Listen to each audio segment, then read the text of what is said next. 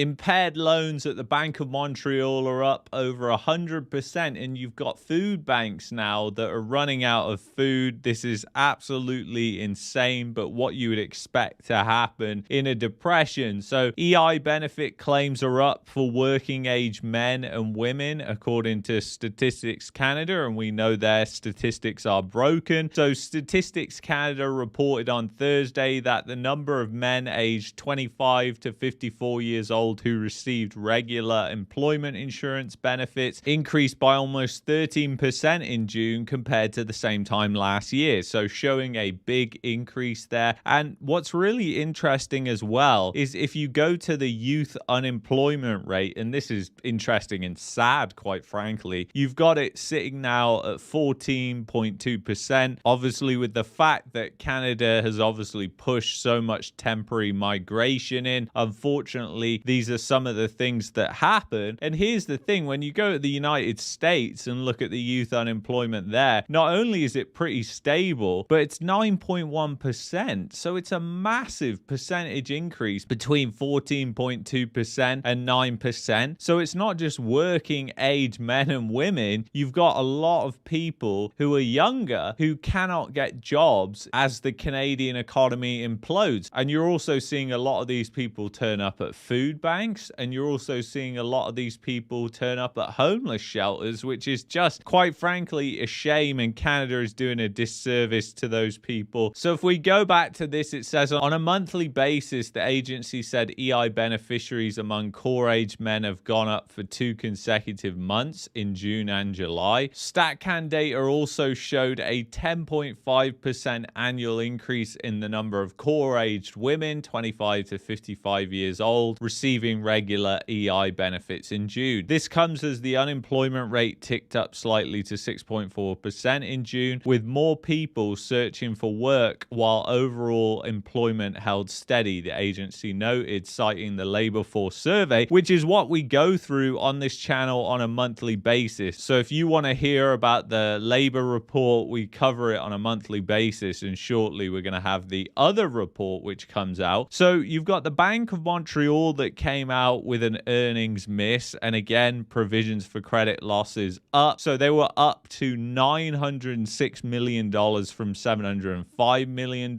When you consider the amount of loans that they have outstanding, this is a drop in the ocean. And when you consider how much gross impaired loans are surging, it's also a drop in the ocean. So their stock was down substantially when the earnings came out last week. Gross impaired loans ratio of 0.89% versus 0.79% in the prior quarter and 0.44% a year ago. So it's over double. It's gone up more than 100% the amount of impaired loans, which simply means loans going bad. And do you think that number is going to decrease with what is happening with the unemployment rate? Obviously, what is happening with the unemployment rate kind of shows us the trend of where employment is going. This is by no means a fair calculation of unemployment because it doesn't take into account the massive population growth that we've seen that heavily impacts and influences these numbers. And now I want to talk about a food bank that, yes, unfortunately, in this sad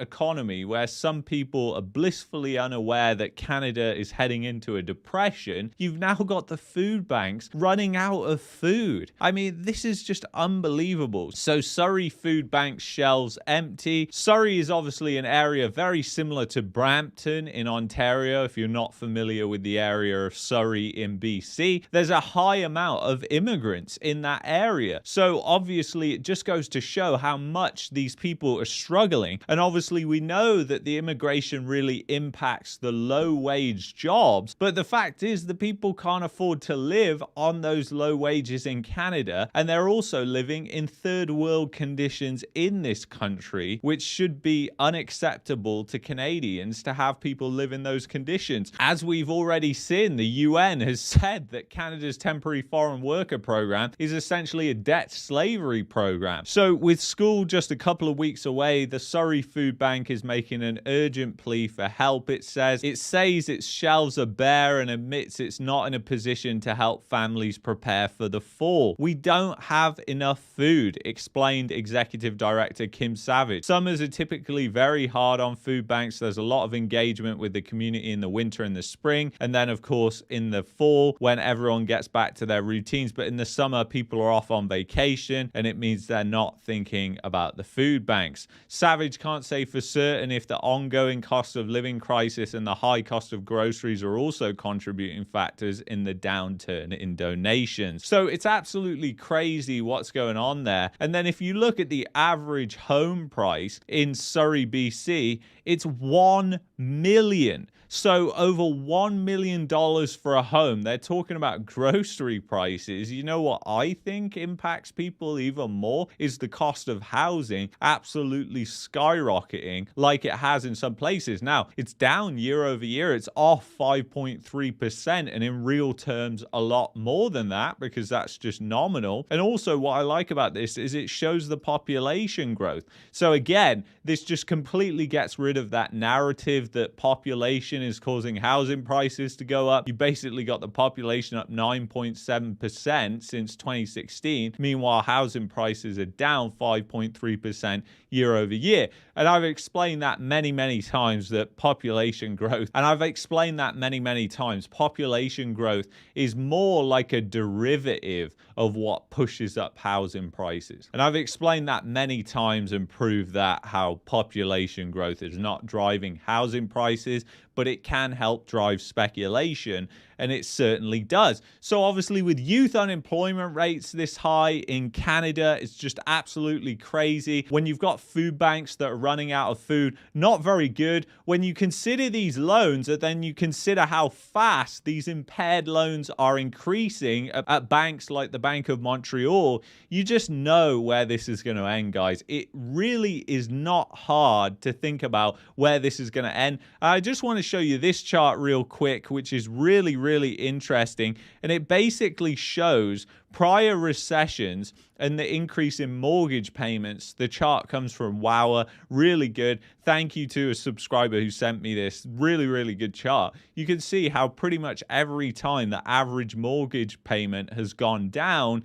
you've gone into a recession. Pretty much every single time. And now what's going to happen next? There's this question mark here where it remains to be seen, but I think all of us on this channel know where this is going to end. So anyway, if you've enjoyed this video, I'd highly recommend that you check out this video here. And if you're looking for a VPN to protect your privacy, you know where to go. Go to expressvpn.com/marketmania, affiliate link in the description, and I will see you guys in the next one. Take care.